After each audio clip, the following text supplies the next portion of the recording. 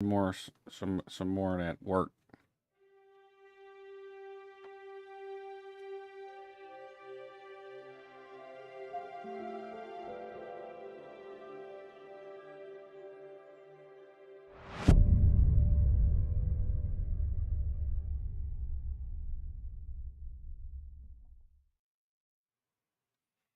All right, Dan. I think the music actually went through on that one. I'm going to watch The Matrix, Scientology, and Disconnection. This was uploaded September 16th, 2015. Around the same time, let's see, January, February, March, April, May. I did my video in May.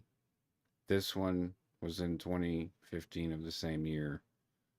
It's my favorite Aaron Smith Levin video of all time.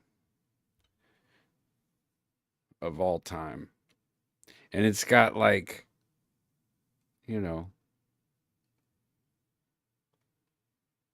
not as many views as it should.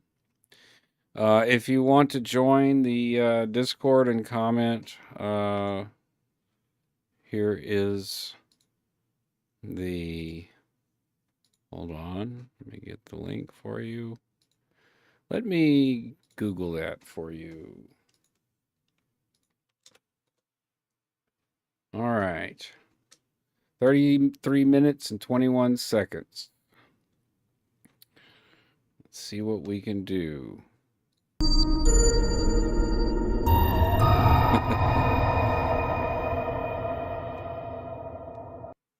I have a spooky bitch behind me. Spooky. What did that say? Fundamentalist Scientology and enforced disconnection. Hi, this is Aaron Smith Levin, and welcome back to the Growing Up in Scientology YouTube channel. So I have a subject I've really been wanting to do a video on, and that subject is fundamentalist Scientology. I want to talk about what is fundamentalist Scientology, what does it look like, what does it sound like, and what are the basic ideas held by fundamentalist Scientologists that they use to justify some of the actions and the words that we see that just seem crazy to a lot of people. Stories like Paulette Cooper and the lengths that Scientology went to destroy a reporter who was writing negative things about the church, like really horrible stuff. Tony Ortega wrote a book about it recently called The Unbreakable Miss Lovely. So that's a prime example.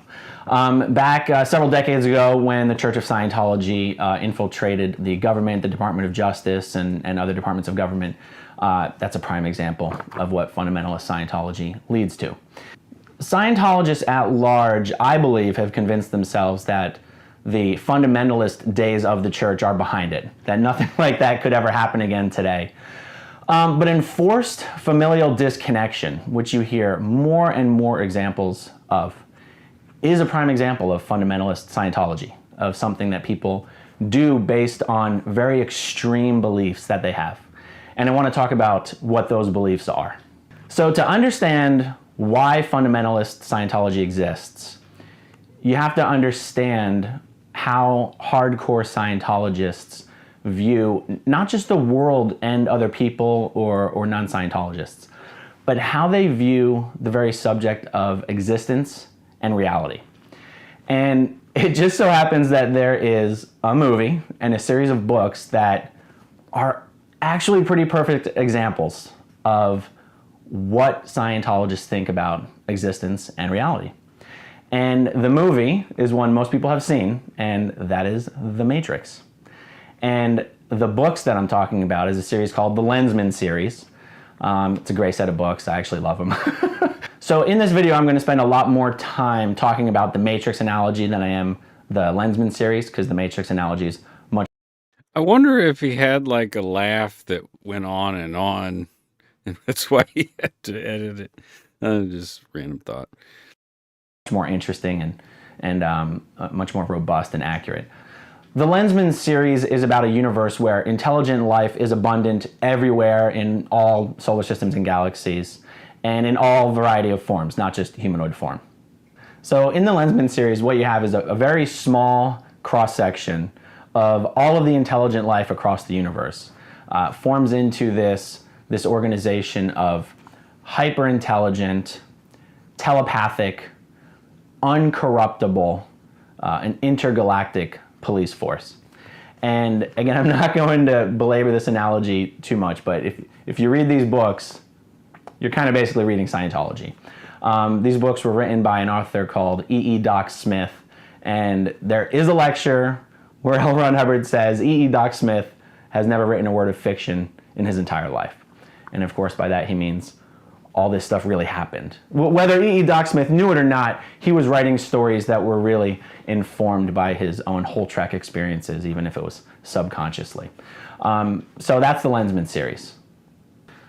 So in The Matrix, you have a scenario where the entire world, everything that we see around us, everyone around us, smells, tastes, experiences, and the people are 100% fake. And this is a fake world that people are programmed to believe they are living in, to keep everyone distracted from the fact that they're actually plugged into the Matrix and are living in a virtual prison. That is very much in line with what Scientologists believe about the world, the physical world that we live in on a day-to-day basis. So Scientology has the theta universe and the physical universe. And what you're taught is basically the theta universe is superior and senior to the physical universe, and that the theta universe, which is the universe Thetans technically live in, they're the ones that dictate the shape and form and function of the physical universe. And that the laws of gravity, they're not really laws. Thetans just all got together and decided those were the laws, but if they changed their mind tomorrow, the entire laws of gravity would change. And you know, it's not uncommon to hear someone refer to the physical universe like a desk or a chair or whatever and say, this isn't real.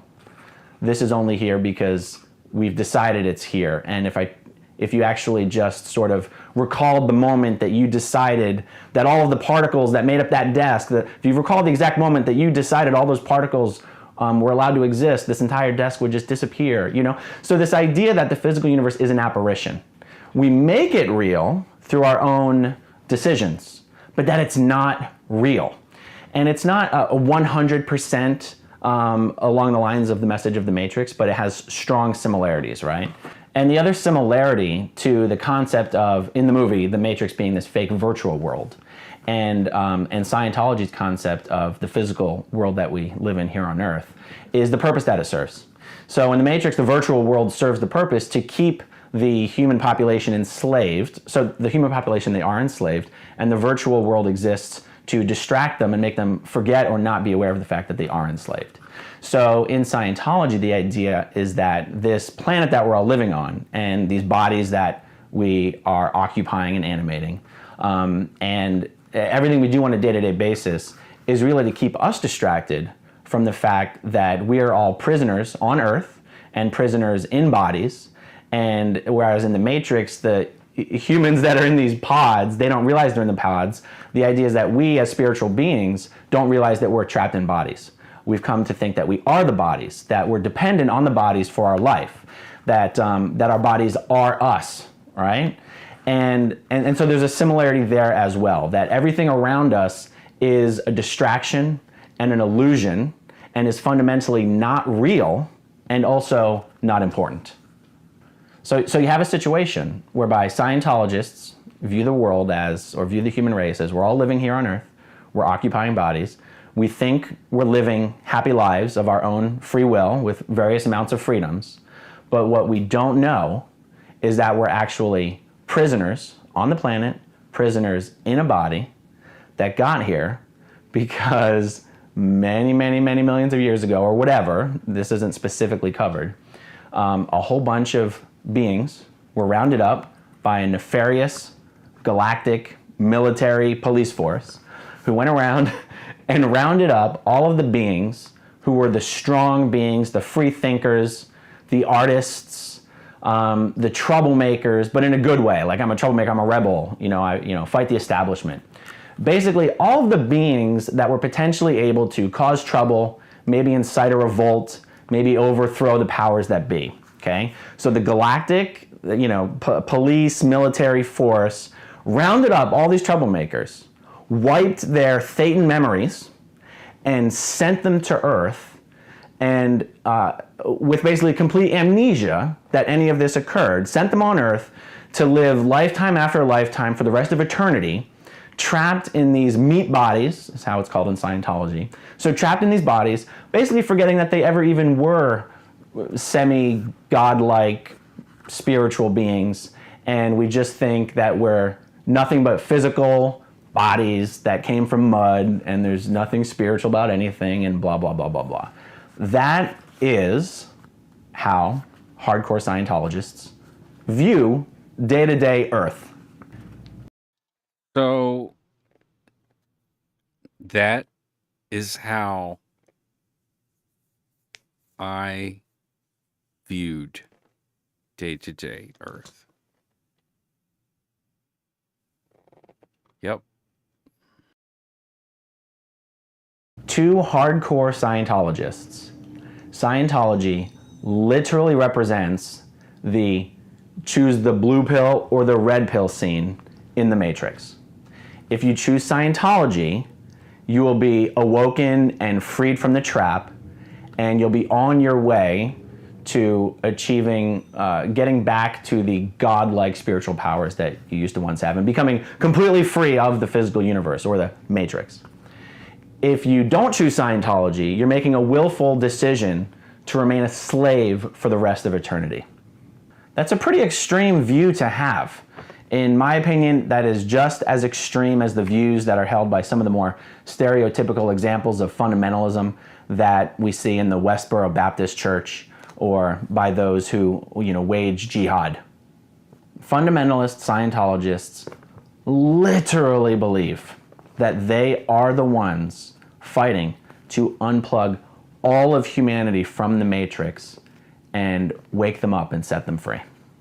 As most people probably know, in the Matrix, as I've already mentioned, you have these machines that have taken over and have decided to use the human race as a source of energy. So they have them enslaved in these little pods, and they have to plug people into the Matrix to basically make them think they're actually alive so that they'll just stay there in that pod and not make a fuss.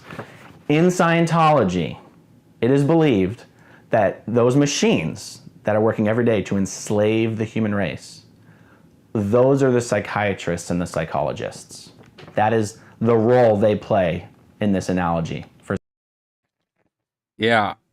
And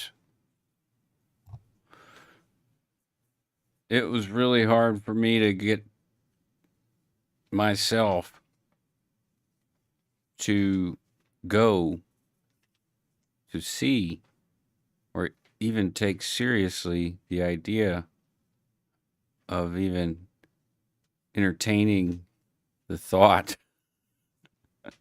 see how I'm stretching it out, of going to see a psychologist. Never mind a psychiatrist. Never mind that.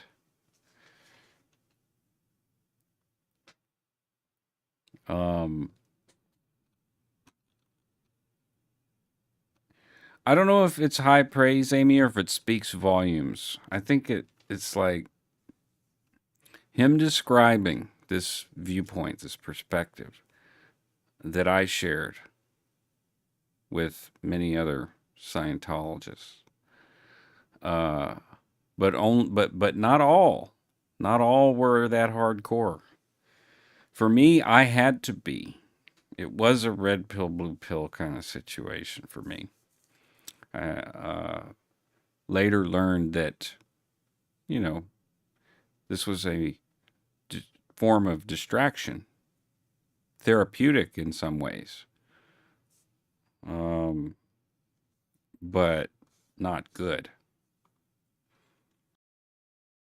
For Scientology.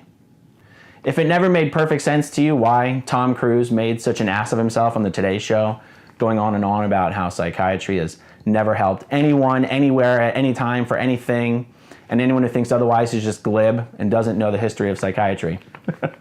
It's not because Tom Cruise specifically objects to the overdiagnosis or overmedication of children for ADHD. That's what he says, and that's fine.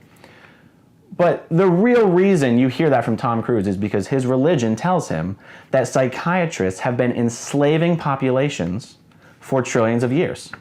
and that psychiatrists were literally the ones in charge of that military operation to round up all the beings and wipe the memories and send them to Earth to enslave them for eternity. That was done by psychiatrists. And that psychiatry only exists for one reason: to enslave the population. It's a pretty extreme view. So if you get that... It is an extreme view. And in 2001, 2002, 2003,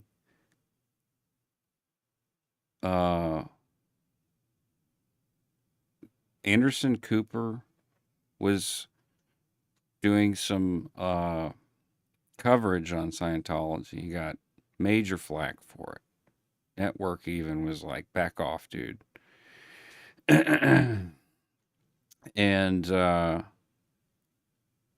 was active at that time. And then the anonymous hack in 2004, I was aware of. And I worked at an internet cafe, and I could have found that information. But by that point, I had already thought that I had found one of the ultimate truths about existence and life. And that's an extreme view that I held until it changed in 2000, and it started changing as soon as I came back to my home state. But and anyways, to me this is like really good hard insider perspective of what it's like, what it was like to work around people like this, because they tended to group together hardcore. And so people like Mike, Marty, Jerry Armstrong, some of the top tier Hollywood elites, Leah Remini, Danny Masterson, all these people at that time probably held these kinds of extreme views. All right, continuing. The Scientologists are supposed to be Morpheus and his crew that are working to unplug everybody from the Matrix and wake them up. And if you get that, the psychiatrists are the evil machines that are working to crush Morpheus and keep the human population enslaved. Then now you see that all the non-Scientologists are the people who are still enslaved in their pods and don't know it, and are living their day-to-day, meaningless slave existence without any idea that the world is different than it seems. And of course, while living their fake, meaningless slave day-to-day lives, many of them seem to enjoy it. And that's almost something to be snickered at, because they don't really know what they don't know.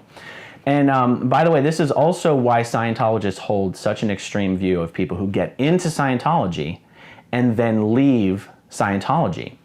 Because in this analogy, which we are going to keep beating to death, it's like when Cypher in the movie decides he would rather go back into the Matrix and live the rest of his life as a slave instead of as a free person, just because it's more comfortable. And that's why people who leave Scientology are looked on as just the worthless, most scummiest piece of shit in the entire world, because they're knowingly making the decision to keep on being a slave. Yep. And if you were staff, or well, that was a weird frame to pause on. He's got 4 eyes and 2 lips and 2 noses and rip out. I never realized a big ass ashtray back there, Perdomo cigars. I forgot what the hell I was going to say. That is exactly how Scientologists view. Oh, yeah, cipher. Yeah, so like if you leave staff, or public, or SO, those people that were around you and how intense their belief was, yeah, that's going to like feel like eye lasers on the back of your head. You know, you have your own mind to contend with, and what, you know,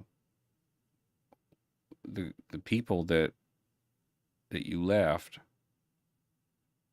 um whether they were family or not, you know, uh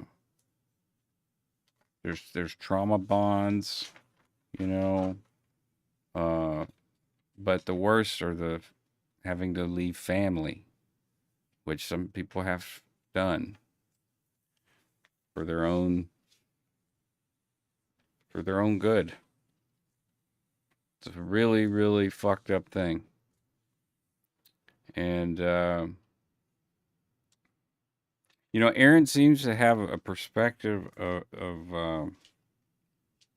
you know, growing up in it, right? His channel's called Growing Up in Scientology. And so his perspective on this seems very unique to me because um, some of the kids that grew up in the missions, uh,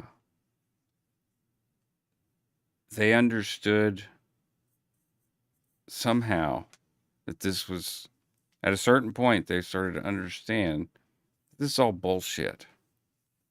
Think about it like this: if you're going to catechism or uh, some religious thing as a kid and you're constantly having to go, you know, at certain point you may hear something like some chick talking about Jesus and saying that Jesus loves everybody except gay people.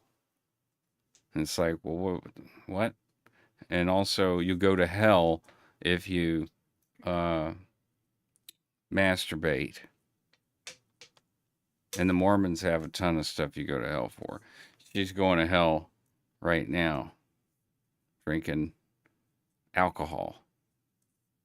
So, um, yeah, I felt like there were lasers on the back of my head from Tom, Kathy, Dominic, Monica, um, John, Sean, um, who was, oh, Iris, even my own family, because, you know, they thought, my mother really thought that that was probably what was best for me. So, because she didn't know any of the terrible shit that went on. I love this video. I know I'm supposed to be catching up on other stuff, but I feel like this is at this point, this is an overlooked video that should be watched by a lot of SPTV viewers, because it explains the so well, and in such good, he edited it very well. It explains so well the hardcore viewpoint, point of view, extreme viewpoint of what it's like in the all the, from the most extreme down to the public, really. Because there were some public that, you know, I guess role play Sea Org. They're not Sea Org, but they are very much into the Sea Org. Um, Tom Cruise is probably into that. Um, you know, I'm sure John Travolta was at some point. But yeah, lasers on the back of your head, like a bunch of lasers, headshot. You feel like a piece of shit, and you're made to feel like that. the act of leaving Scientology. So the idea here is that only Scientology can unplug you from the matrix, and only Scientology's upper OT levels, and by that I don't mean OT 7 and 8, I mean the ones above OT 8 that have not been released yet. Of course, it's got to be something that hasn't been released yet. Only Scientology's upper OT levels can turn you into Neo. And I just want to be very clear about something here. This story that I'm telling you right now, this data, this is completely different than the OT3 story, the Xenu, the body thetans, all that kind of stuff, the secret, super confidential knowledge that only maybe 1 to 5% of Scientologists have ever been availed of. This is not that, okay? This is the philosophy of Scientology. I personally never read or did any of Scientology's OT levels. I never knew what was on them, ever. I never was even exposed to that knowledge until well after I left Scientology. And this data that I'm discussing on this video, this is the view of reality and existence that I got from just growing up in Scientology, reading the book. Yeah, he's kind of making the point that I was just talking about. Yeah. So what a unique perspective. What a guy. You know, when we this was also a video that he was most proud of making at that time. And it definitely needs more, you know, considering how much he's grown, you know, I feel like this video should be rebroadcast, you know, get more people talking about it, because this is a really great video. Fantastic. Books and the lectures that are not confidential that every Scientologist reads by L. Ron Hubbard on this subject. He talks about the invader forces, he talks about the prison planet, he talks about the amnesia, he talks about the artists, basically making it seem that everyone who's here on Earth is actually a super freaking awesome person, and that's why you were put here. So it's, you know, it's a self-validating thing, and if you find Scientology now, you're some of the best, and all this kind of stuff. This is what Scientology teaches young people growing up in it. So when you hear Scientologists talk about the state of clear, what you should think of is, what you should equate that to, is anybody who's been unplugged from the Matrix, okay? And if you've seen the movie, you know that once you've been unplugged, you can go back into the Matrix, or you can stay. He's going kind of fast here. He's jamming a lot of stuff in there. Very, very informative, information-rich stuff. Let me back up just a hair. It's basically making it seem that everyone who's here on Earth is actually a super freaking awesome person, and that's why you were put here. So it's, you know, it's a self-validating thing, and if you find Scientology now, you're some of the best, and all this kind of stuff. This is what Scientology teaches young people growing up in it. So it's, you know, it's a self-validating thing. He talks about the invader forces, he talks about the prison planet, he talks about the amnesia, he talks about the artists, basically making it seem that everyone who's here on Earth is actually a super freaking awesome person, and that's why you were put here. So it's, you know, it's a self-validating thing, and if you... Yeah, so the prison planet that the mission holder I worked for had a whole album about. Terrible. I wish I still had it. All of the artists, all of the perverts, all of the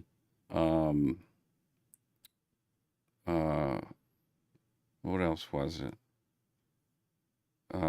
Like engineers, criminals were sent here for essentially imprisonment. And so it's like this, you know, you're in the corner of this dusty Milky Way galaxy in the giant universe. It's been around for 76 trillion years in his estimation. You're just in this dusty little cloud on this tiny little planet. It's a great place to put prisoners. Kind of like a black site, but for souls. And the whole mission is to go free. And so, yeah, he's saying that this is what they are teaching children. Find Scientology, now you're some of the best, and all this kind of stuff. This is what Scientology teaches young people growing up in it. So they're also told that they found Scientology. If they were born into Scientology, then they chose a Scientology body to be born into. They'll be told that to reinforce, like you said, self-validation, reinforcement. It's fucking crazy. So when you hear a Scientologist talk about the state of clear, what you should think of is, what you should equate that to, is anybody who's been unplugged from the Matrix, okay? And if you've seen the movie, you know that once you've been unplugged, you can go back into the Matrix or you can stay out of the Matrix. But once you've been unplugged, you at least know it exists. So whether you're in it or out of it, you're free of it, you're senior to it, and you can control it. That's roughly what the state of clear is supposed to mean in Scientology. When you hear all right, so breaking this down again, like, you know, this is why I like this video. It's like, what? Up in it. So when you hear a Scientologist talk about the state of clear, what you should think of is, what you should equate that to, is anybody who's been unplugged from the Matrix, okay? And if you've seen the movie... All right, so clear is unplugged from the Matrix, like Neo. Unplugged. But when you get unplugged, he's still in a pod and he's, you know, got to pull out all this crap. You know that once you've been unplugged, you can go back into the Matrix or you can stay out of the Matrix. But once you've been unplugged, you at least know it exists. So whether you're in it or out of it, you're free of it, you're senior to it, and you can control it. That's roughly what the state of clear is supposed to mean in Scientology. When you hear Scientologists talk about OT8, this level is called the Truth Revealed. It is currently the highest auditing level that has been released. Our mission holder, Tom Steiner, was an early OT8. And his wife, Kathy Steiner, was one of the first OT7s. And, you know, I'm not going to get into the weeds about the difference between the tech, but then and over the decades, but it was different because Hubbard was alive and still working on it and sending rememios like, you know, don't run this instead. And, which is related to auditing, and you're basically treating yourself like a computer that you program. But you can really, induce, all sorts of odd behavior, and I would argue probably, you know, illness in addition to mental illness. Can induce mental illness. You can amplify it and exponentiate it. You can find a person with a mental illness and exponentiate it without them even really knowing. By way of entrainment, language. This is not a lot dissimilar from how a unit in the military would be created, in my opinion. In Scientology, okay? When you hear Scientologists talk about OT8, what you should equate that to in the Matrix analogy is Morpheus. He's better, he's stronger, he's more able than everyone else who's been unplugged from the Matrix. So Morpheus is the representation of OT. For some reason. But he's not quite strong enough to truly change the world. He still needs Neo.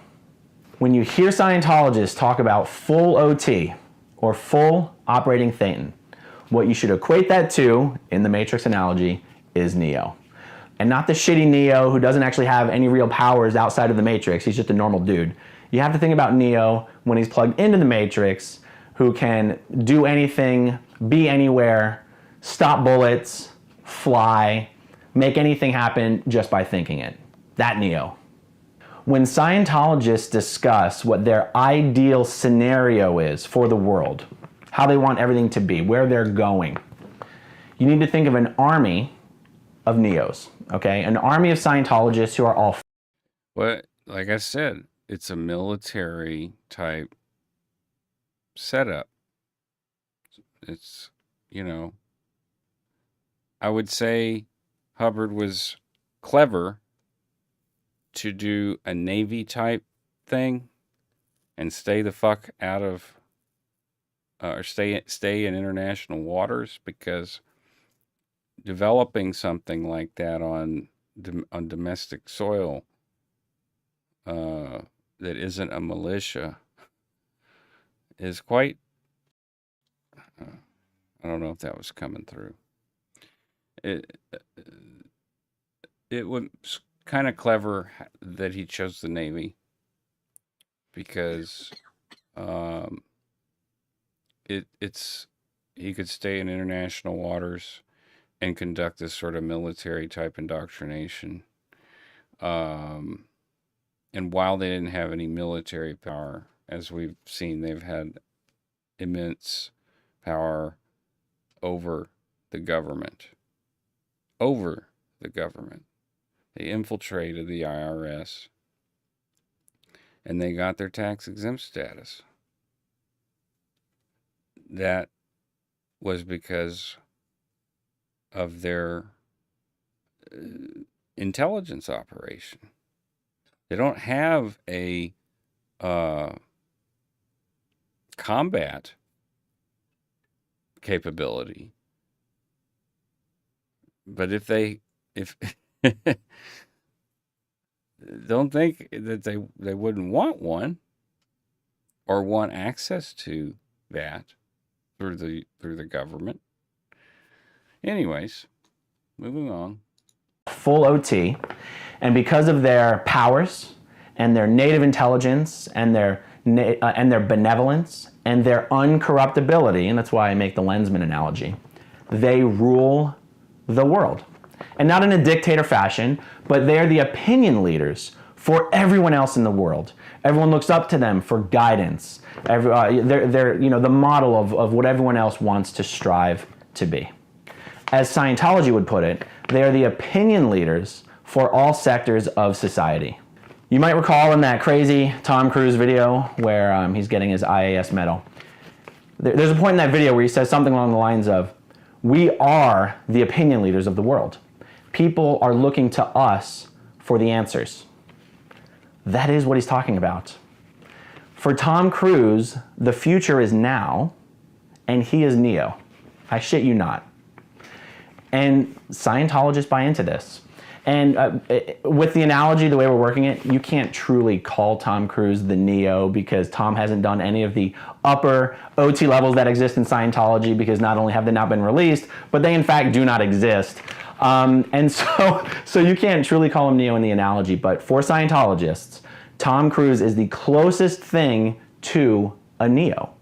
And you could say Tom Cruise and David Miscavige, but Tom Cruise is more famous, he's richer, he's more powerful, and any of those things than David Miscavige. So it really is a little more, Scientologists lean more towards worshiping Tom Cruise kind of as the Neo, even more so than David Miscavige. So you have Scientologists believing that this is essentially sort of a fake, an illusion world that is really a prison. And once you get into Scientology, and once you wake up to the fact and you obtain the knowledge of the truth of this world and the physical universe, that with enough Scientology training and processing or auditing, and what you want to do here is just recall in the movie those training sequences with Morpheus and Neo where he's exercising his abilities and learning how to control the Matrix. That is exactly how Scientologists view Scientology training and auditing. It's like Yep. That is exactly how it's viewed. I know judo. I thought you knew karate. No. Or Oh, is it? karate What's the quote he says? I know karate now. Oh, that's what you said From the when you were Matrix. half asleep. I know Sistema and Eskrima and Taekwondo. But my legs. When you're asleep, you say, I know. like these theta Apparently, when I'm asleep, I say I know karate.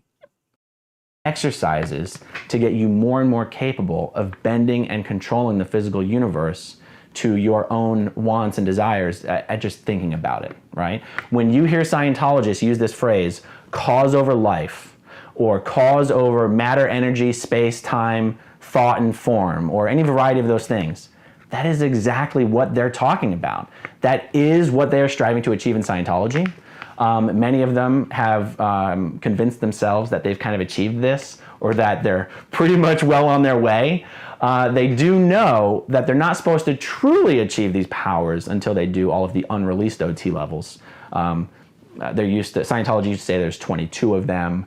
Now Scientology kind of says there's 15 of them. It doesn't matter, they don't exist. But understand this is where Scientologists are going. And one last part, when you hear Scientologists talk about suppressive persons or evil suppressive people, just think Agent Smith. And of course Cypher, because he was an asshole. You see, this is why this is my favorite video, because even though it might be cheesy, and he's acknowledging that like the parallels are so like campy and cheesy that it's ridiculous, but this is for real, and these are good comparisons and very articulate aspersions from Aaron himself, who grew up in it, as to how Scientologists look at the world, which is very, very different. So how does this analogy relate to something like familial, enforced disconnection? Well, it's like this. If you get this whole importance that Scientologists place on Scientology and what Scientologists are doing, if you understand this matrix analogy, it's not possible for anything to be as important, much less more important, than Scientology. And that could be true even for a Scientologist that maybe for their own reasons doesn't want more auditing or training, but still buys the bullshit of the Scientology story. So you could even have someone who's not an active Scientologist, not actively donating money, but they believe that story. And they believe that the entire future of mankind rests on Scientology's success. So not only could nothing... Explain Agent Smith, please. No problem. Okay, so in this analogy, Agent Smith is the SP. Because when you leave the Matrix, aka Scientology,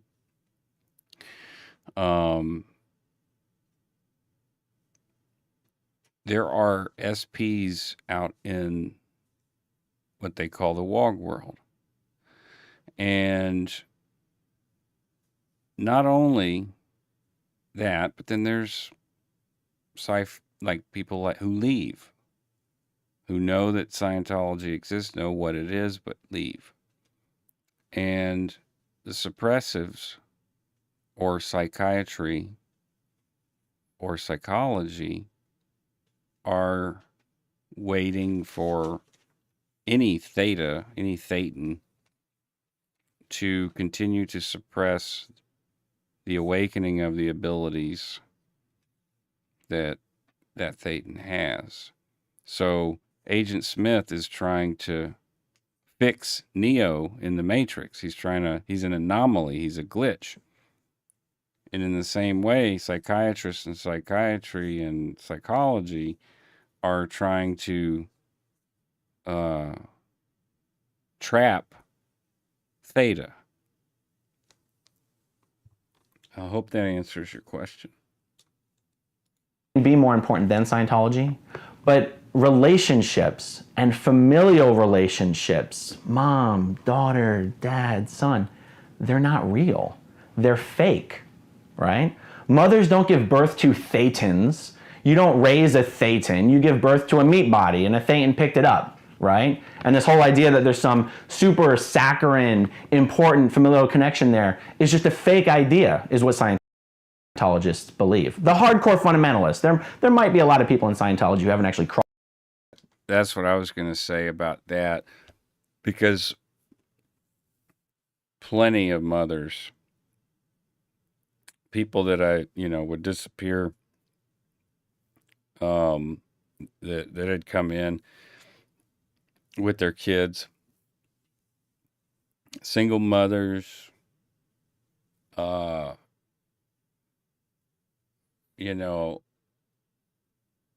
with kids. Luckily, at Ventura, they didn't stay long. They were like, no, this is not, this is not going to work. But they had bought into it to a point to where they were almost there, but they weren't that hardcore yet. But they had plenty of encouraging staff and they would definitely take advantage of the viewpoint that mother, and this is really meta and sick and twisted, but they would take advantage of what they would consider a typical or generically held viewpoint of the modern American family or the American family, and use that, even though they didn't believe it. They would use the maternal instincts or the paternal instincts and validate that in order to get them more committed and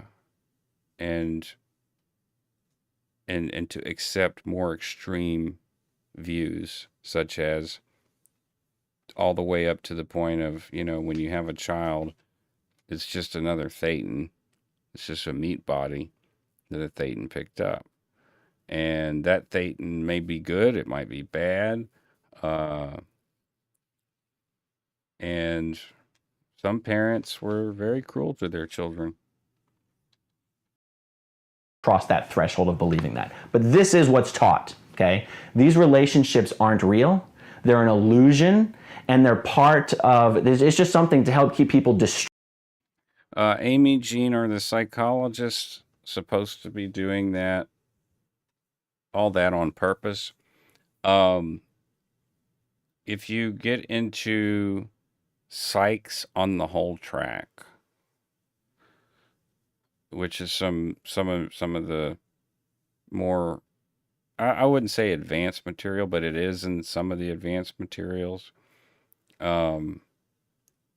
He tells stories about how long psychiatry has been at it. Trillions of years. And that it's like a problem in the Galactic Confederacy and all this whole track stuff. So, yeah, they're supposed to be doing it. And the reason they're supposed to be doing it is because in the Factors, which is it's the genesis story of Scientology, the Factors. It's very mathematical and confusing and not, I'm not saying it makes sense mathematically, although I did give it to a guy who was a mathematician, and he said, yeah, it all makes sense. That was just one mathematician. So the Factors, the creation story, from, who knows, maybe longer than 76 trillion years ago, was that there was just one point and of awareness, one unit of awareness. And then that unit of awareness became that it was aware of its awareness. And then it was like, well, that's all there is, one unit of awareness. That's boring. So that unit of awareness decided to forget that it had the ability to remember that it was a unit of awareness. And that got boring because then whenever it would remember that it could forget to remember that it could remember that it was a unit of awareness, it decided to make another point of awareness. So this other point created the second dimension. And this is like, kind of math like. So you got a point, single dimension, another point, have a second dimension. And the same thing happens again with the second dimension where, but now you have 2 dimension points. That's what he calls them, dimension points. And these dimension points are points of view or perspective or attention, units of attention, awareness. So this awareness and this awareness are now separate. So this awareness is like, look, I'm only one awareness unit, and I can know everything. I'm all knowing. I'm all powerful, but I'm just this one awareness unit. So I'm going to create another unit of awareness so that there's something that I don't know and I can't. I won't have the ability to erase its memory and my memory of it. And so basically, there will be something that I do not know. And this is the basis for the fundamentalist belief for games in Scientology. And life is considered a game that Thetans play. They come down onto a planet. They grab a body. They have some vague idea or not, depending on their level of awareness as a Thetan, which LRH says he can rehabilitate, and they live out their life. And then they die, and then they are either free to go somewhere else, or they get stuck in a theta trap, or they get stuck in another body. It's all based on their awareness. So that's sort of the Genesis story in a nutshell, where you have 1, 2, 3 dimension points that developed, and it just cascaded into the creation of the universe. There was no, in the creation story, there was nothing until Thetans decided there should be something. So it's very much like the Bible, where in the beginning there was nothing. And then God said, let there be light. So he just kind of goes into some, trippy math aspersion about what happened before the universe was created. And all of these things are cornerstones or foundational beliefs that I'm talking about. These are beliefs that over time form that foundation for this parallel that he's making. And this is one of my favorite videos he's ever done. Distracted, and to keep people hyper emotional, and to keep them distracted and in the trap that is the Matrix. This is exactly how people come to a point where they can put up with and tolerate enforced familial disconnection. It's not that these Scientologists want to disconnect from their family. It's that this is how they convince themselves and how they can be convinced that it is the greatest good to disconnect from their family. Like if you saw Over the Rainbow and the conversation or comm cycle that happened between Laura and her dad, I don't believe her dad really, he didn't want to disconnect from her, but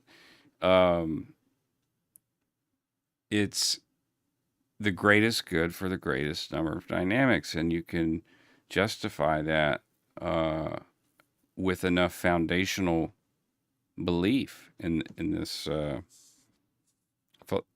if you want to call it a philosophy. It's a pseudoscience, a pseudo religion. Blues asks, so a fully trained OT8 is capable of turning a psychologist into a Scientologist. I'm sure some haughty OT8 might make that claim, but as a general rule of thumb, they wouldn't even talk to a psychologist. It's a waste of breath. Those people are degraded beings. They're suppressive people, and to the point, they should drop the body because they're taking up valuable resource space in bodies. And also, there's a perspective of if we get rid of all of them, however the means or whatever the means, then there's the theta and in theta balance on Earth. And if you can tip the scale to theta, then the Earth has a chance at survival instead of self-destruction. So this is a doomsday religion, apocalypse, fire and brimstone, nothing new, nothing that hasn't been done before, just in a different way, packaged differently for a different, minds. On one hand, you have the eternity of all mankind and every living soul. Well, hey there, Bo Beats. Ain't seen you in a while. And Anhata.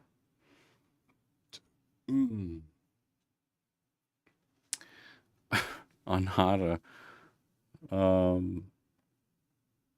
Bo, this video is from 2015. A few months after I did, or before I did the interview.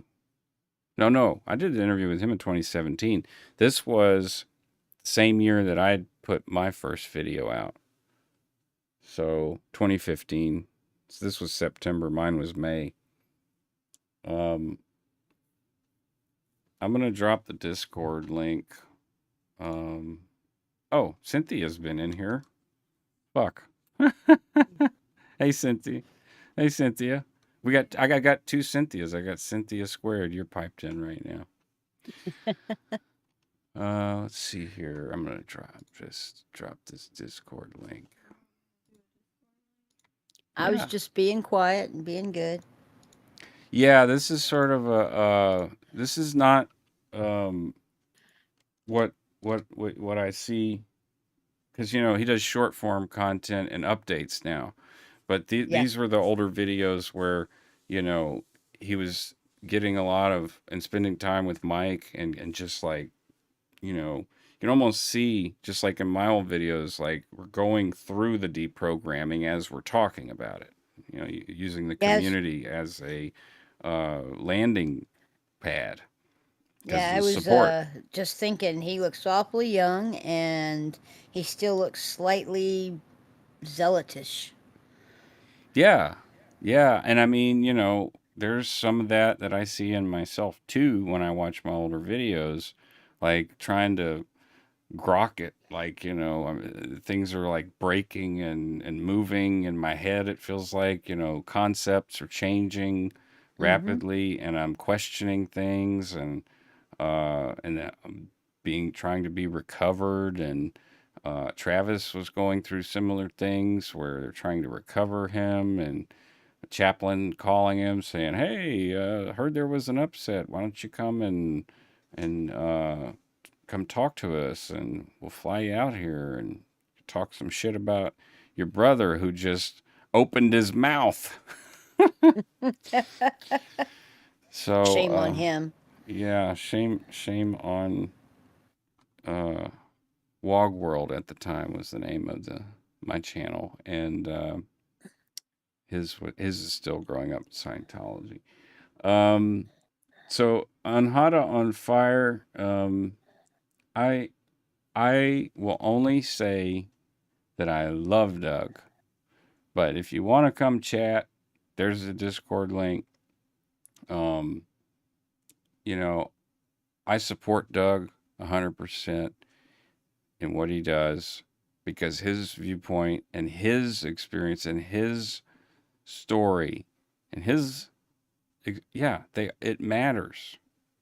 It's important and it's all valid. Everyone has their own space, and I'm glad that he has a space to communicate what he is communicating, because this is all part of leaving and processing. It's a lifetime ordeal, unfortunately. It's a forever thing. The trauma is pretty much that bad. I mean, everybody has to deprogram the way that they can. You know, you can't say there's not one way to deprogram for every person. Yeah. Yeah. I mean, what's good for the goose isn't always good for the gander, even though that's what they say. And I mean, in farming, it probably is. We had geese, and they both liked the same food. But I get what you're saying. Yeah, but they weren't in a cult. Yeah. All right, let's keep rolling here. And on the other hand, you have someone who's not even really your son anyway, they're just a Thetan. So I say enforced disconnection because if the Church of Scientology wasn't sitting there saying you had to disconnect from your insert loved family member here, if that you didn't have to disconnect from that family member or you'd be kicked out of Scientology, none of these people would be disconnecting from their family members. When you compare the urgency and importance of the mission of Scientology as believed to be true by hardcore fundamentalist Scientologists, you could get these people to do anything if the or else was get kicked out of Scientology. It is absolutely true that everyone needs to make an individual personal decision that they would rather disconnect from a family member than to leave Scientology. But this whole paradigm that we're discussing here is how it's what's used to convince people that it is the greatest good to stay in Scientology and to casually discard even the closest and most loved family members. Hold on. Okay. Anhata said, I do think know why guy wears stubble like it a fashion. It's gross. And then Bo says, yes, that's exactly what I see too. Are y'all commenting on my stubble or his? Are you feeling threatened there, Marcus? No, not at all. I mean, I actually like growing a beard out because it hides my triple chin. I mean, I got what my dad had. He, yeah, he had a big. By the time he was, when he was like 55, it was like he had 4 or 5 chins, and when he would do this and smile, oh my God, yeah, and but with a beard, covers all that up. Yeah, fortunately you guys can do that. Us women, we're stuck with our double chins or whatever. Oh, they were commenting on his culty eyes. Or at least that's what Bo Beats was commenting on. Yeah, that's the 100-yard stare, and that takes a while to get rid of because, believe it or not, when I left, and I don't know if this is the same for Aaron or other people who left, but when you have your quote TRs in and you have that 100-yard stare, there is this recognition that people see. They think that you're competent. They think that you know, that they see that you look like you're certain about something, especially if you speak about it with that look on your face. And, you know, it was beneficial for me in getting jobs. It was good in sales. So, you know, it was something that sort of just over time realized I don't need to do that, because there were times where, you know, it was a adverse effect where people are like that freaks them out. You know, when you start look at, I've done it to Cynthia way too many times. I won't do it anymore. But just to be funny, like to, like, you know, do the crazy eyeball, you know, Well, I mean, because I can interestingly hold that enough, shit out for a long time. my husband, who's a former Navy SEAL, he does a stare very much like that. Um, it's it's a little scarier because it's a I don't give a shit if you Menacing. live or die. Yeah. Yeah, But it's still the same dynamic. sure. It still has the same effect. You Yeah. know. And I got that from Ira too, my stepdad, you know, like you get it, you can get that sort of a thing from you know, domestic threats and Hmm. violence. So um because it's a self-defense type of thing, you know, you want to, it's just like animalistic, you know, puffing out the chest and, you know, throw the feathers or whatever. Like, I mean, when you're threatened, you want to look as threatening as As possible. possible. Yeah, let's keep going. And basically, to someone that believes the Scientology story, what you're basically telling this person is that, and if you do decide to stay connected to that family member, we're going to put you back in your pod, and we're going to plug you back into the matrix, and you're going to live as a slave for the rest of eternity. So I want to give you just a few examples of how fundamentalist Scientology demonstrates itself, rears its head on a day-to-day basis. Okay, so I'm going to make this story as quick as I can.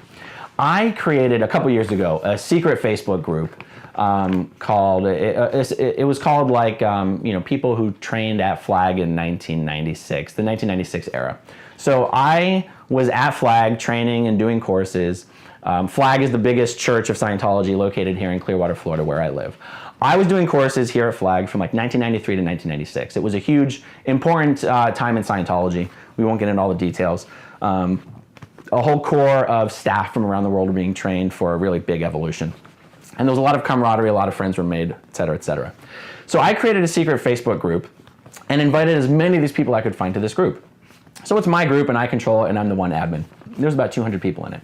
So once I kind of got kicked out of Scientology, Osa was very quick to tell all these people to stop participating in and commenting in the group. So a few months ago, I got to a point where I was like, you know what? This is kind of my platform to speak my mind and tell these people what I really believe instead of having Osa tell them for me. I put a comment in there that was essentially like, hey, you guys, many of you might have wondered what happened to me or whatever, so let me just tell you the story. And I won't try to reiterate the entire story, but essentially it was like, look, I have no beef with Scientology. I haven't left Scientology because of some single terrible thing that happened to me that opened my eyes suddenly. I said, here's what it comes down to, guys. I said, there's this guy, Dan Kuhn, and everyone in Scientology who was in Scientology my generation knows who Dan Kuhn is.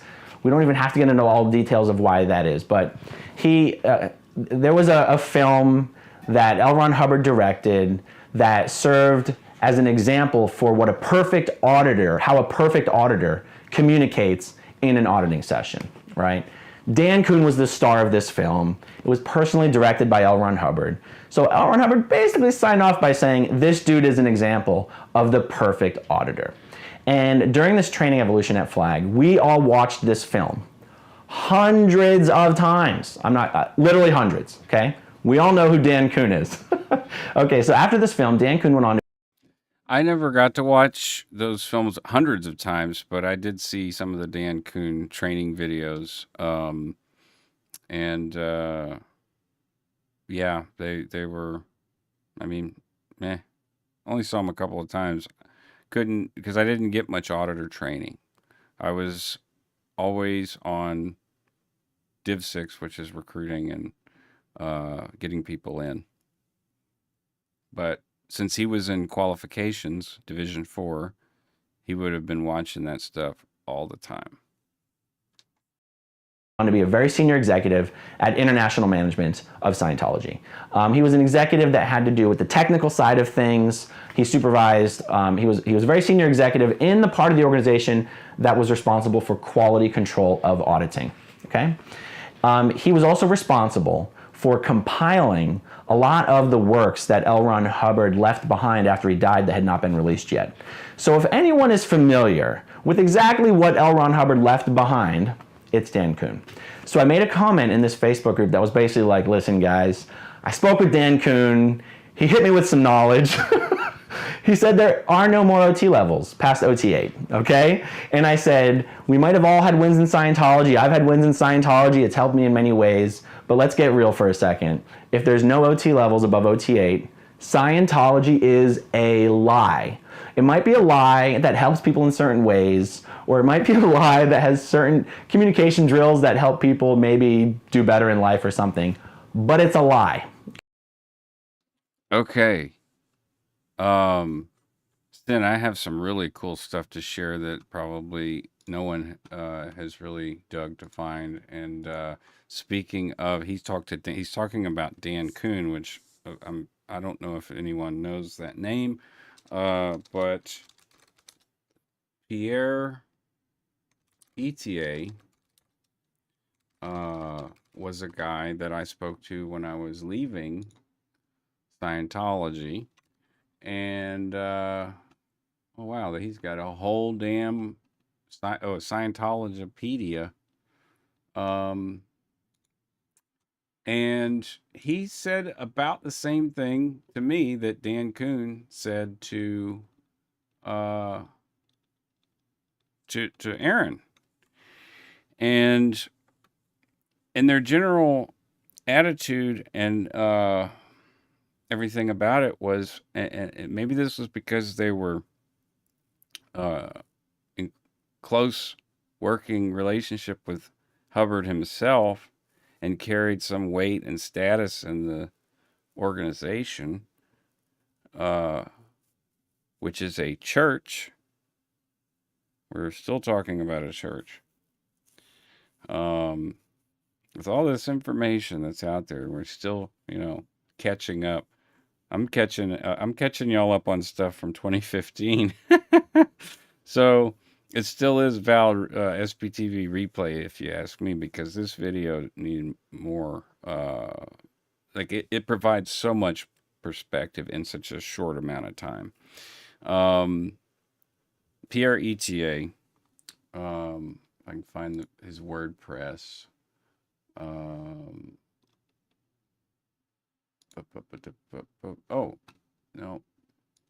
Yeah, that was it. Library and research. No, that's the Facebook page. Here we go. So Pierre Etier left Flag, but he continued to audit in multiple countries and multiple languages. But when I say audit, when I talked to this guy, when he was alive, I talked to him several times, long phone calls. He was really gracious with his time. And he didn't charge me anything. I just had questions about everything. I was questioning everything. And he was a Class 12 auditor, just like Karen Della Carrier. And had more experience than Marty Rathbun. So what was what was the conversation like? It was like going to therapy. It wasn't like an auditing session. And it sounds similar with the Dan Kuhn thing. This will be, Pierre Etier's got some videos. They're a trip, but we'll get back to this. I just wanted to make that comparison with Dan Kuhn and some of the old auditors that left in the 80s, 90s, that really did believe what he just said, that, yeah, it can help some people with, and I have witnessed it. I've seen people come in with social anxiety or agoraphobia, do a COM course or the personal values and integrity course, very simple course, and they can speak in front of people now. And great. That's fucking awesome. It's, but it's a lie, as he says, because those little things, they mean nothing when you look at, just like the video we watched last night about the protests. What about the Key to Life course? What about the briefing course? No, what about the human trafficking and the abuse of children and elderly and the infirm and denying people health care and the dietary shit that goes on, the manual labor, all that stuff. Right, Sin? She's AFK. All right. I started to walk out the room. No, there's two Cynthias. There's you okay. and Seneca. Okay. And I said, and just because I'm reevaluating whether I want to continue to be involved in Scientology doesn't mean I'm totally negating and throwing away, any positive ideas or benefit I ever had from it. So, much love and respect to all of you. No hard feelings. Keep doing Scientology. I don't care. It's no skin off my back. That's the deal. Okay? I want to read you some of the responses that I got. I think these responses are going to make more sense given the fundamentalist beliefs that we've discussed so far in this video. So here we go. All right, I'm going to withhold names because I don't want to give anyone the ability to complain. Martha said, bingo. Well, don't give me the credit. This is Aaron Smith Levin, 2015, September. I'm just showing the video. Complain and get this video taken down. I'm playing VJ.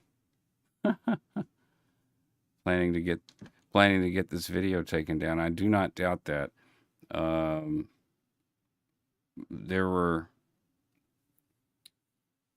There were comments on my first video as well that were OSA, and they tried to get anti-Semites on the comments to get the video removed. I had to moderate that. And I had a bit of paranoia about, anybody commenting, but I was receiving support from a lot of people. But at the same time, sometimes, depending on what the comment was, is like, I don't know if this person is really, I had to keep a close eye on it, and so did he, around this time. Sometimes just disable comments to prevent that. Okay. Martha Simon said, Marcus, you said focus on child trafficking, elder abuse, etc., etc. Bingo for that. Right. All right. So the first comment. McCleary, that actually sounds familiar, but you'll have to let my brain marinate on that for a while. Maybe ask some other people. I don't know who I could ask at this point. Maybe Chris, because Chris and I kind of on the West Coast. Chris Shelton and I were in the same circles. He was at every mission as an SO that I was volunteering at. Comment comes from a lady who she was training at Flag from in Oregon, England. and she's since continued to stay in Scientology. I know that from her posts that she's done many OT levels. Here's her comment. Oh, for God's sake, wake up. Scientology and Scientologists are the only people making a difference in this world. Think of what will happen to the future generations if the SPs get their way. Think of eternity and the future of this planet. Okay, all right. When you hear that comment, I hope it reminds you of something Tom Cruise said in his Crazy IS video. He said, when you're driving by a car accident, it's not like anyone else, because you know that as a Scientologist, you're the only one who can help. He quoted that verbatim. Verbatim. It's funny, though, because after that event, I wasn't at the event, but they broadcast the event. And I was at the event in LA. And I don't remember how long or what the time frame was after that. But there was a wreck on the 101 right by the Universal lot, or the Universal Studios theme park. There's a big curve there around the mountain. And it was kind of rainy, and you can't see any of the damn lines on the highway. I'm driving a big 2.5 ton Dodge Ram van. And I stopped all the traffic. Now, when the cops and the paramedics showed up, now I followed all of the Scientology stuff. I didn't say anything to the victims. I walked up to them. I looked at them. I went back to to directing the cars to stop because there was a wreck. And they were all stopped on the 101. When the cops and the paramedics got there, they were looking at me like I was a fucking madman. And they were like, get the hell out of here, dude. What, are you crazy? You're going to get your ass killed. But at that moment, I was inspired by Tom Cruise's Medal of Valor. And, when you see a car accident, there's nobody else that can help. No, I guess not. The paramedics, cops, hospital. I'm the only one that can help. Whatever. I got out in the middle of 101 traffic, and I could have been shot. I could have been run over. But I wasn't. That's odd. What the hell does that mean? It goes back to this idea that normal people, non-Scientologists, they don't even know they're in a trap. So even if you go and the EMT comes and fixes the guy's leg, he's still in the trap. He's still in the prison. You haven't actually done anything for him because he's still in prison. So this idea that the future eternity of mankind and the planet, I hope comments like that from Scientologists make a little more sense moving forward. These next two comments are... Nowadays, you don't get many of those comments because they are verboten to interact with this at all. But at a certain point in time, they were encouraged by OSA to go out and had OSA people looking at our channels and trying to find ways to screw with our channels. So he was informing the public at that time, because they were seeing these comments and just everyday normal people never heard of Scientology or just now getting into this whole meta of it. They're like, what is this person talking about? So that's what he's trying to explain. They're wonderful. All right, this next one comes from a guy, maybe the same age as me, 1 or 2 years younger. I knew him. He was training at Flag at the same time I was training from the organization in Chicago, okay? Here's what he says. Go do your wife and your kids and the world a favor and blow your fucking head off. This is a personal letter that he got. I've seen this happen in video games. It's trolling. But this is Scientology anti-Semitism against SPs. They're the scourge of the planet and the universe. So yeah, that person very much meant that. I feel sorry for your family. Don't let me catch you in the street. I'll show you what kind of word you can use when you're begging for mercy. You suburbanite, Philly-looking, wish you were hard, but all you are is a yuppie who does mud runs. I do Tough Mudder races from time to time. Your suppressiveness doesn't even amaze me, but your faggotry does. Oh, damn. That fucking hurts. All right, next one. Are you Wow. Wow. ready for this one? This is a gentleman in the Clearwater community, an OT, a leading member of the Clearwater community. You ready? You cocksucker bottom feeder. You were pitiful, and I feel sorry for you and your family. You were dramatizing your N theta long ago, and I saw it, and you knew it, and that's why you unfriended me. All right, this dude is one of the guys who would send me messages on Facebook all the time telling me who I was supposed to unfriend on Facebook. And eventually I started giving him shit about it, and I unfriended him. But he was on to me. He was on to me and my suppressiveness. Okay. You know who the loser is. It's you.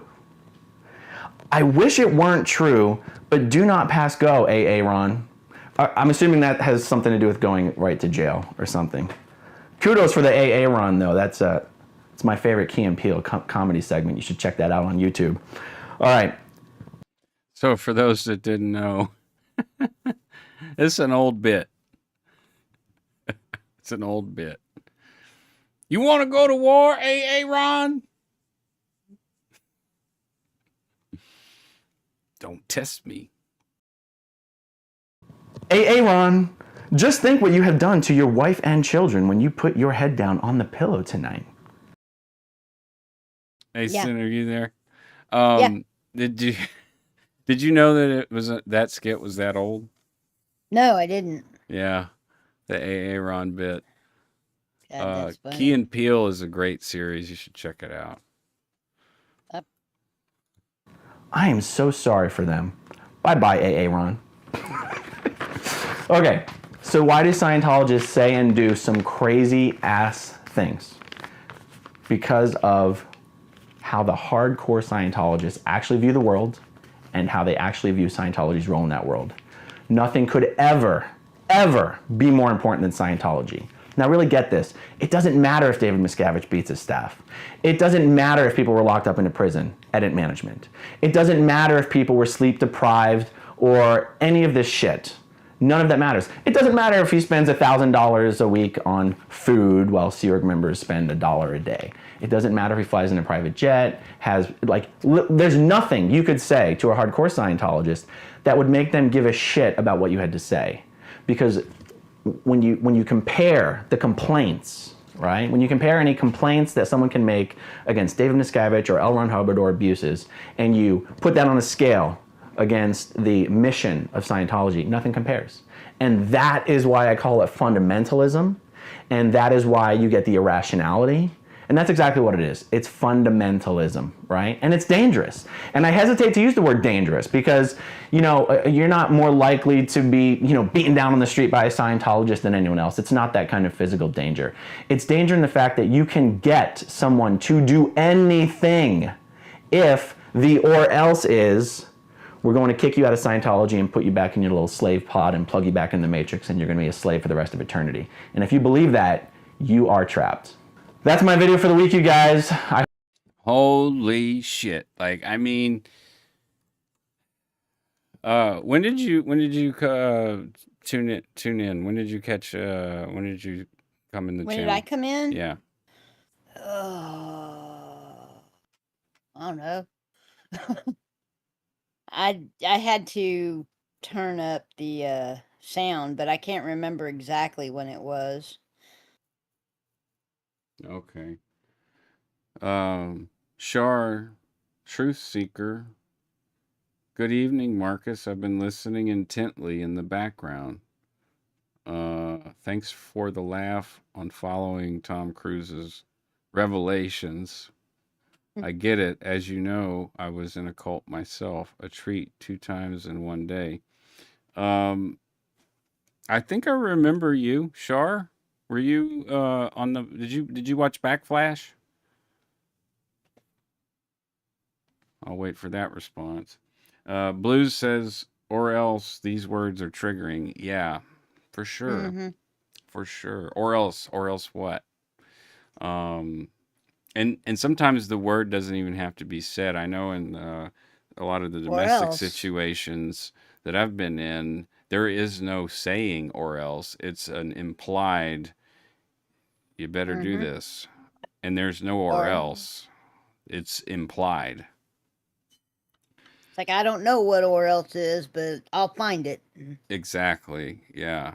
And you don't know what it is either, so it's it's a fear tactic. Mm-hmm. So there's some short Jerry Armstrong stuff. Want to find something short. Knowledge report, Jerry Armstrong on L. Ron Hubbard. This is from Mark Bunker. He is Excuse me. Mark Bunker is in politics now in Clearwater. He got elected to the city council, and he published this video 11 years ago. Really sure. Let's go back. I had been writing critiques of Hubbard's biography sketches about the author sections of books, and there were a number of lies within that material, and I had been sending these things up as critiques so that in future editions the lies could be stripped out and we could be really sure of what we were saying about him. Norman Starkey at that time. Jerry argued to management that spreading. Yeah, I've been double broadcasting. You keep better track of that. Jerry argued to management that spreading provable lies about Hubbard's life could come back to harm Scientology. Well, no shit. Provable lies about Hubbard's life could come back to harm Scientology. Yeah, you're damn right. Came into my archive area and he was just livid. And what was I saying? And I said, Norman, we can't continue to do this. We cannot claim that he was a nuclear physicist. Well, he never claimed to be a nuclear physicist. This was just the public relations people. Norman, he said it, and I pulled down a book, in fact, in his own handwriting, in which Hubbard claimed to be a nuclear physicist. And Starkey was just coming unglued, turned red, and at that time ordered that I be sec-checked. I can't imagine what Jerry Armstrong had to go through. But yeah, Jesus Christ. Let's go back here. We cannot claim that he was a nuclear physicist. Right, nuclear physicist. So in plenty of the lectures, he talks about his time working on, atomic projects. So not only is it written and he probably said that he was a nuclear physicist, but in the lectures he'll refer to all manner of projects that he claimed to have been involved in. And the church will say, and defenders of LRH will say that his entire history was changed by the U.S. government because he discovered this technology of Scientology. Martha Simons. Mark is the vice mayor this year. He is up for re-election for the Clearwater Council seat. All U.S. citizens can support his candidacy up to $1,000. Holy shit. Well, that's newsworthy. He's going to get some money. You can bet on that. I bet you Leah and Mike and Aaron, everybody's going to help him get that campaign money, because they're going to have to fight the invisible fight with OSA. Shar, thank you for reminding me that you shared with me that you were in Jehovah's Witnesses and that I was kind, insightful, and more. I have a hard time taking compliments like that.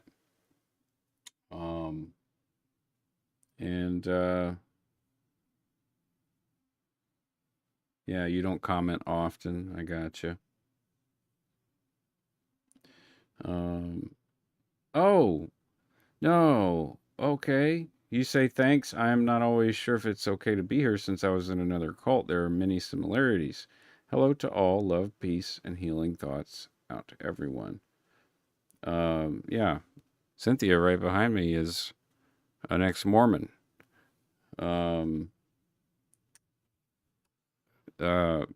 Cynthia here in Discord, you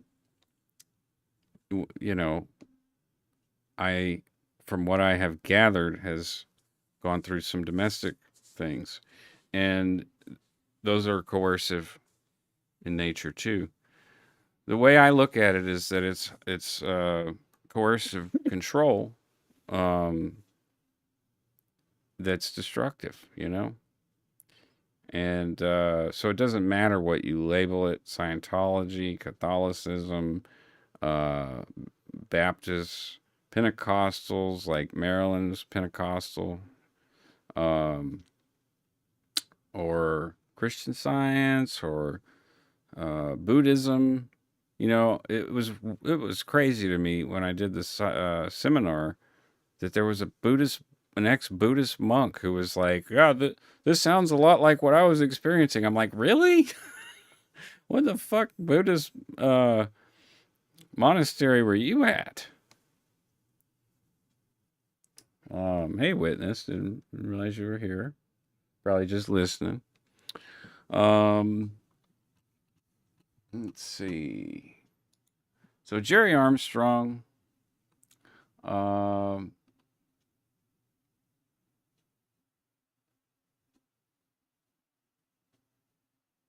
Now, this is him discussing Marty Rathbun. And Jerry, he has been the target. He has been a target of OSA for many years. And he was a target of OSA when he left by some of the people that would have been his friends before he left. Mike and Marty. So some of the things he's going to say are going to be, they're going to be emotional or passionate. He's been hurt. He's a hurt person. And anyways, this is from SP 4123105. Oh, all right. We'll take it. Covert operation. Vancouver, Canada, 2009, August 15. So this was a year after Mike left, and Marty was out. So this would have been a statement where Mike and Marty, I believe, are both out, but they may not have been speaking yet. They may have been getting ready to do the Going Clear documentary, stuff like that. Well, Rathbun hasn't left Scientology. He's apparently left the Sea Org, but that's a whole different thing from leaving Scientology. And even whether or not he's actually left the Sea Org remains to be seen. But at least publicly, he's saying that he's left the Sea Org and not left Scientology. And, you know, I have no problem with any of it. But it's really stupid to stay in Scientology, leave the Sea Org, and think that you've really done something. The key is to leave Scientology. No. Marty involvement with what? Silencing Jerry. Okay. Now, at one point, I think Mark Bunker had this video up, but in that this account may be a dummy account where he kept the footage, but because there's some controversial stuff about Jerry. The way I see it, as always, is something that Doug and I agreed on 100%, is that it doesn't matter if you don't get along with somebody, if you don't like what they do, if you don't like what they say, in regards to speaking on the subject of Scientology, if you're speaking about it truthfully and what it really is, like, could care less if you get along with them. It's all about teamwork. We're all in this together, like Juliana says. Mhm. And so in that, in the spirit of that, you can't silence these voices. This is Jerry Armstrong. Well, Rathbun was involved in all kinds of legal attacks on me. He was in charge of litigation, and he was involved in covert operations against me. He was involved in the original Loyalist operation, and here he is, 25 years later, claiming himself to be a Loyalist. Mike Rinder, he was also a Loyalist in 1984, and is now claiming again to be a Loyalist. And it was an operation, covert operation, run by Miscavige. So, Rathbun was... Now, when he says even Mike was a Loyalist, when Mike left, he still claimed to believe in Scientology. He was born a Scientologist, and he was still a Scientologist. Now that changed over time, and it will. And this could have been just a big OSA op gone wrong, where they couldn't control once he was on the outside. But who knows? I like hearing his information. He had a unique perspective, unique position as LRH's personal secretary, and would have been informed in ways that others maybe not would have been. Rathbun came to my house. Rathbun is definitely responsible for black propaganda that was submitted by the cult to the IRS to get its tax exemption. It's very nasty, very false, very defamatory black propaganda. He needs to correct it. He can. If he really has gotten honest, as he claims, he could very easily correct it. I don't think he's gotten honest. Now, this was before my Scientology movie, and Marty was out and was writing books. So I think that,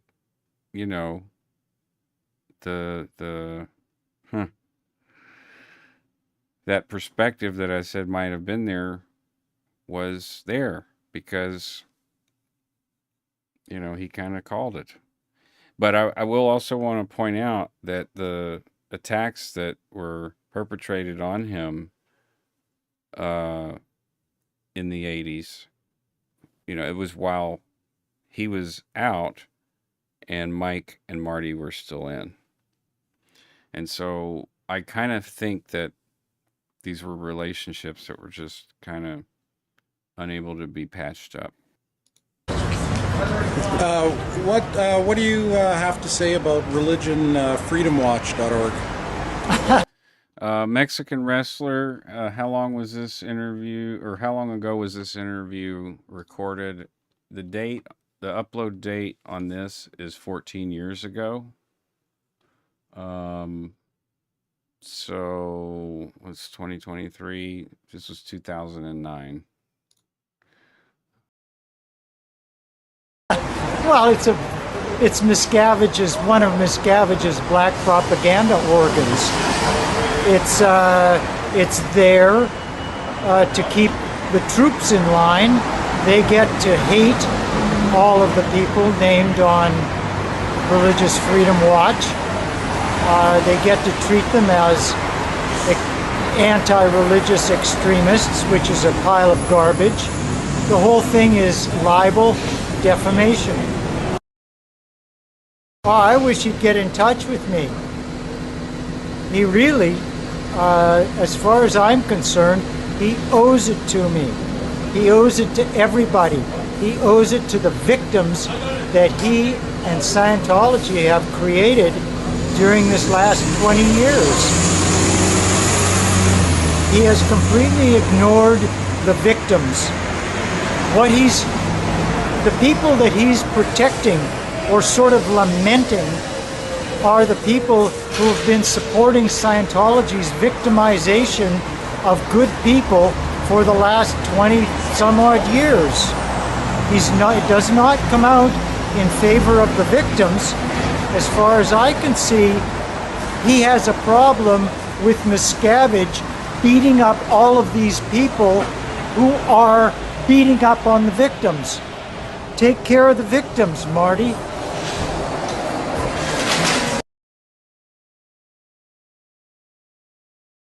The Church of Scientology. Okay.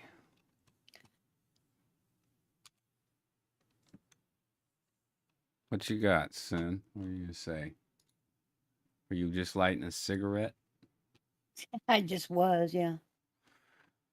I can find one more short one. I mean that gentleman has definitely been injured. Oh You know, you yeah, I gotta mean feel it's for it's him. kind of like the woman at the protest that we watched. Like you can see it, you could physically see it. Yeah. Oh man, it's so sad. There's Doug on OTE podcast. Oh, that's Andrew Gold.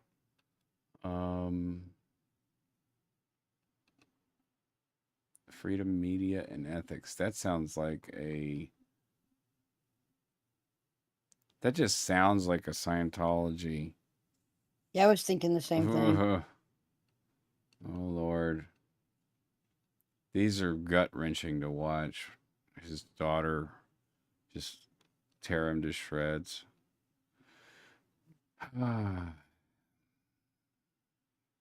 Recorded calls. Trying to find a shorter one. There's the march. We can watch Serge Del Mar shorts. Those are great. Yeah, his stories are heartbreaking too. Yeah. Yeah.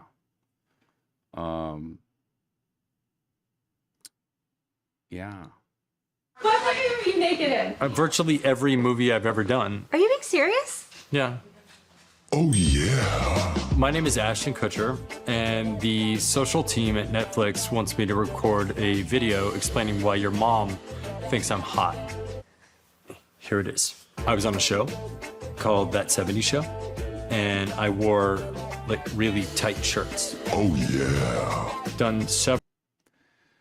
And the comment he says, and he wrote in here, oh yeah, that 70s show where you made a bet with Danny Masterson something about tongue kiss a 14-year-old.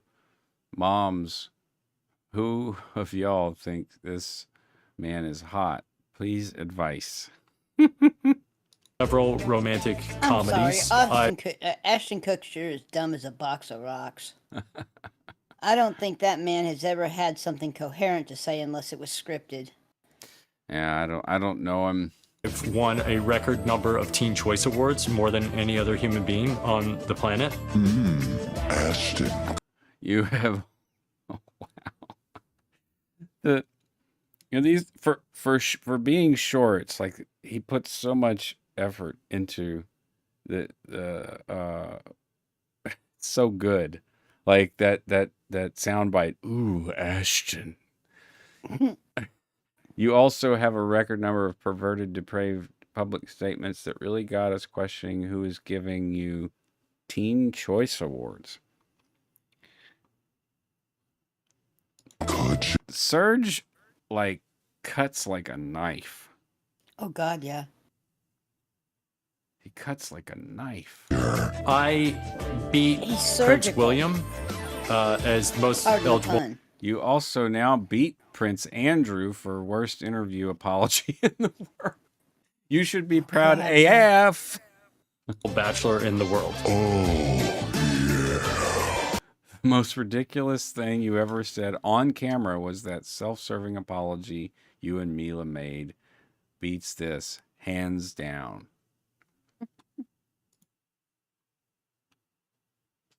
Fucking love Surge.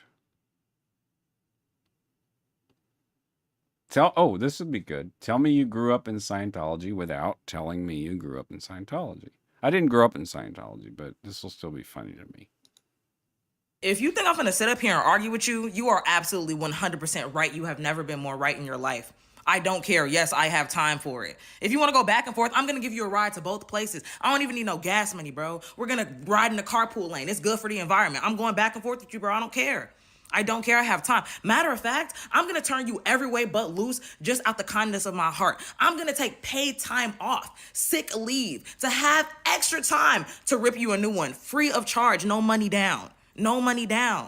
You're crazy. You finna sit up there and argue with them and is.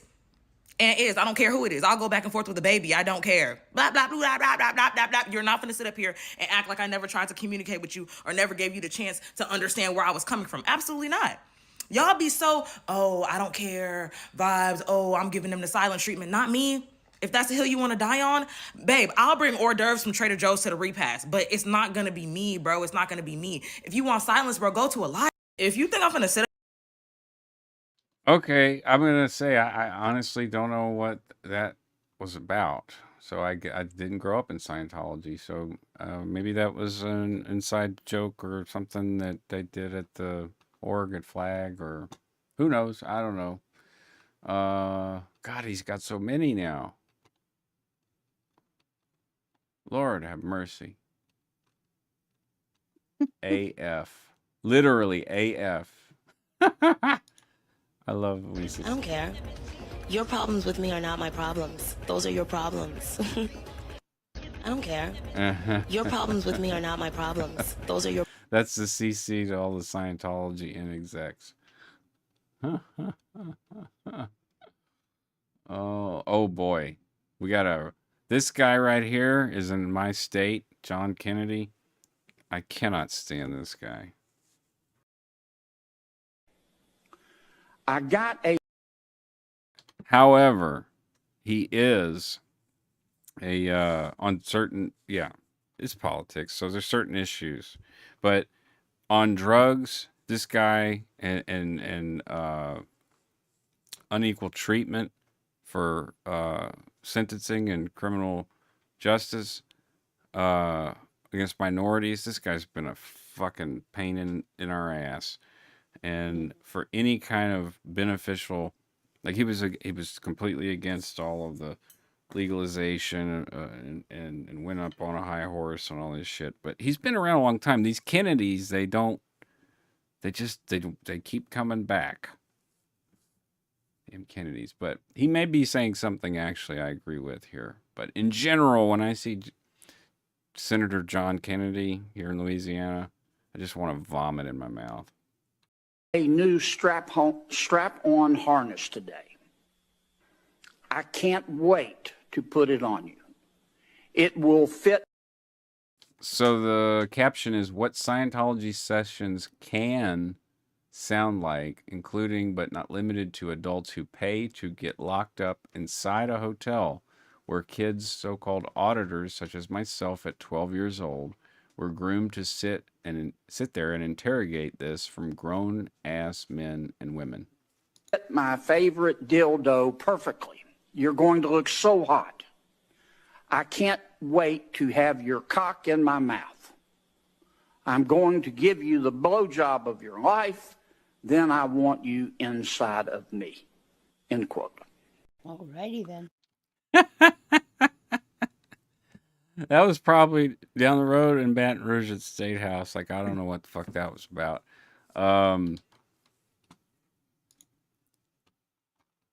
But he's, you know, Serge is resourceful. He found that clip.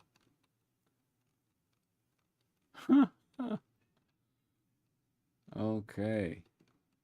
So many. Y nosotros no lo tenemos. Never have, never will. We will never. Let's see. And we will never. And tenemos. My Spanish is pretty bad. These are some of the other older videos we did on. We featured on Backflash. Why were the children having lice, and why was it their job to take it and pick it off of each other's hair? It'd be really nice to know, Monique, why in the hell that was happening. And like they would get scabies and like bed bugs and things like that. Really? Yeah. Yeah. Oh. Why were the children? And Monique, I'm not sure. I think that's Monique, but she was a Scientologist, and she did these videos about TRs, and we went over that and the TRs thing on Backflash. And I think that's probably pretty good. You know, like catching up. There's still. I mean, I just went all the way back to 2015 to catch up on something that I feel like was a good video for people to see of Aaron just really at a point where he's getting a lot of resistance and you know, how would I say it? Targeted. He's being targeted, and under that pressure, he was able to really just explain everything that was going on, plus what had happened to him. And yeah, so in the chat, people were commenting, you guys were commenting that there's still that glaze in the eye. That's part of the whole righteous indignance of breaking free and breaking those chains, you know, whether it's a religious thing or if it's a domestic thing. There's this sometimes this righteous like I'm mad as hell and I'm not going to take it anymore, and that's not only was that present, but the facts and the information and the real perspective of what the fundamentalist, which I would say that at this point there are still fundamentalists in the church. It is a church still, 501c3 status, tax exempt. We subsidize all of this human trafficking and abuse of elders and children. Your back hurts? Is that what you said? Yeah. Mine I had to move. Mine does too. I'm gonna have to get my butt up. And you ever sit so long where like when you get up, it hurts. Just your butt hurts from getting That's called up. fanny fatigue. Panty fatigue? No, Fanny. Fanny. Oh, okay. My ass is tired. Let's see. I'm just checking the comments here.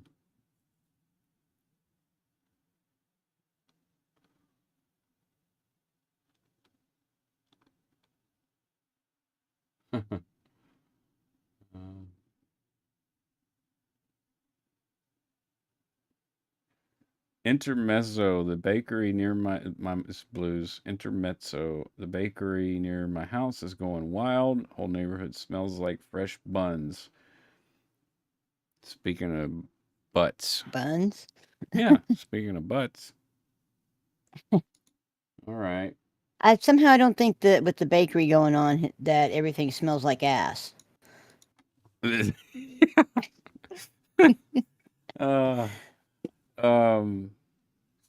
Shar says Serge is a voice. Yes, he is the voice of a whole new generation coming out. Yeah. And it's fucking like he's a ninja. Slice. He's like a surgeon. I mean, he's literally like a surgeon. Like a surgeon. Cutting for the... Well, I can't say for the very first time because he's clearly got experience. Been auditing since 12 years old. He gave me some real chills in some of his videos when he would snap into auditor mode. Mm-hmm. Oh my fucking God, because I know that he sec checked people, you know? And that is some of the most wicked shit. And there was one video where he started like popping off A to J, which is a list that they run to drive you nuts. And yeah, I had a little flashback. I'm like, what the fuck? Where am I? Yeah, he just, I mean, he's so precise in his criticisms of Scientology and what goes on in those hotels and stuff like that. Yeah. I mean, this is information that, like, is very new because there's been little sources on it. And the balls. I gotta give him credit even now because there's a bunch of SPTV creators and people who've left and told their stories, but that is a whole nother that's a whole nother step because when you're talking about Thorn, this group that was subsidized by the government, the U.S. government. Right. Now, I have no proof of any of this, but I've had suspicions that politicians have used their positions and their affiliations to do the same sort of things that Serge talks about that people do in Scientology, and furthermore, what has been going on for thousands of years in the Catholic Church. Yeah. The sexual abuse and trafficking of men, women, and children. Yeah. And abuse of the elderly. So what Serge has done is sort of like opened up a crack into a potential connection there between the pimps, the world pimps, like Maxine Ghislaine, Maxine Ghislaine, was that her? Jeffrey Epstein's partner? Yeah, I was trying to remember what her name was. Yeah. So, hey, Mark Mirk Doggao. Damn it. Max Mir. I'm gonna get it. Hello, Sophia. No, you take the easy way. I do the hard way. I even wrote a song. Hey, let's get myself flagged for playing my own music. Let's do that, and then we'll roll out with that. Because I always do things the hard way, and I have a song called "The Hard Way." It fits, and it's my brother Travis's. If he had a song that was his least favorite performance, this is it. Should we tell everybody that the background music on one of my recipes is your brother? No, it's not my brother. That's my cousin. You and your cousin, something like that. Yeah, and I got a lot of cousins. Ooh. It's a good thing I import all of my partners because I'd be incest and otherwise. Yeah. Yeah, so I'll play this. We'll listen to this. I can play it. It's my music, but I'll still get flagged for it. I need a claims assistant, and Amy Jean volunteered to do that, so we'll see. I said I wouldn't want to do that, but if you're volunteering, absolutely, because I need help. That's bad when you get. This is a hard way.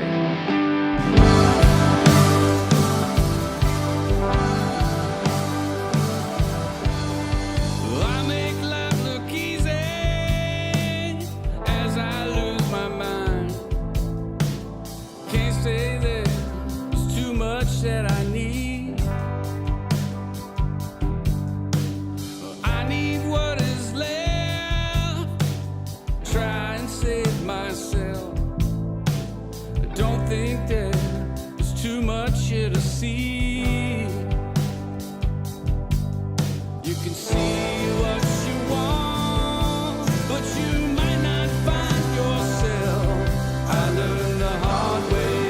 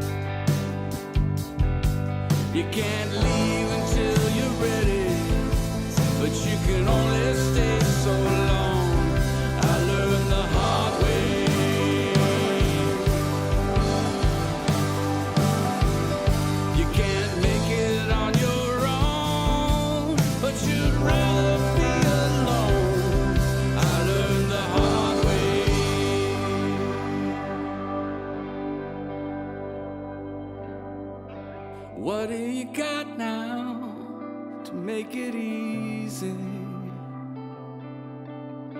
Tell me how I'm supposed to change this world built up all around me. Will these chains finally break?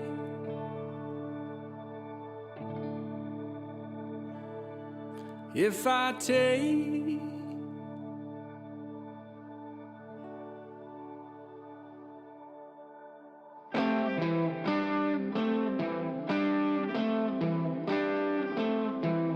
the hard way,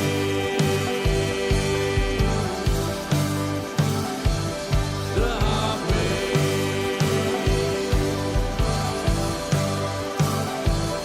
the hard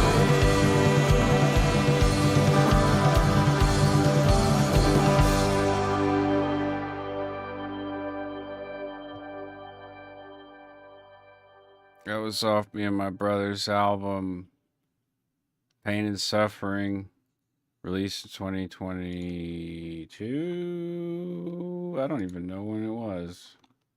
2022. 2022. Single came out in 2021. Album came out in 2022. Working on a new one. Was working on that earlier tonight. I'm making some progress, so that's good. Got some other broadcasts later this week. KFUK Radio. Yeah.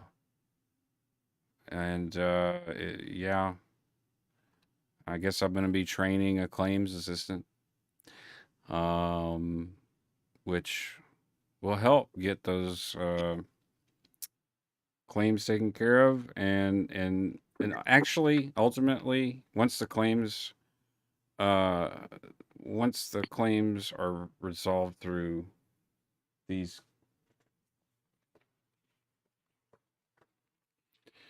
broadcast release. Why did I put an ed at the end of release? Broadcast releases be an S. Okay. Send that shit into CD Baby. Tell them to go stuff it. And give my friends and me our 0.0003 cents per stream. They're not promoting it. So I might as well broadcast it and generate some money for my broke ass artist friends and myself, who am also a broke ass artist. Yeah. Well, it's been fun. I'm gonna it's 2 hours 12 minutes. I'm gonna run the outro, and Sin, I guess we can look at the calendar, and you asked me about that, so we'll do that. Yeah. Thanks everybody for tuning in and participating in the chat, and it's great now that I can see that. I didn't realize Restream did it across all platforms. So until next time, live long and prosper. That's right.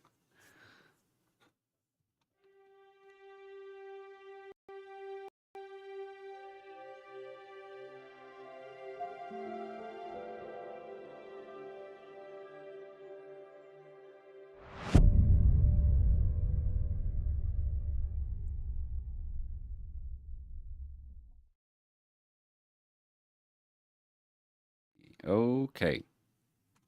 We're clear? No, we're still streaming.